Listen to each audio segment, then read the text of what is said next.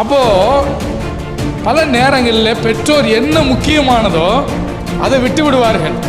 கடைசியாக எப்போ விசாரிப்பாங்கன்னா, எல்லாம் முடித்து கல்யாணம்லாம் முடித்து எல்லாம் சிறப்பாக செய்து முடித்து என் மருமகன் அப்படி இப்படின்னு வெளியே வந்து, என் மருமகன் அப்படி இப்படின்னு வந்து, இப்போ இவங்க ஒன்றா வாழும்போது பல பிரச்சனைகள் வரும்.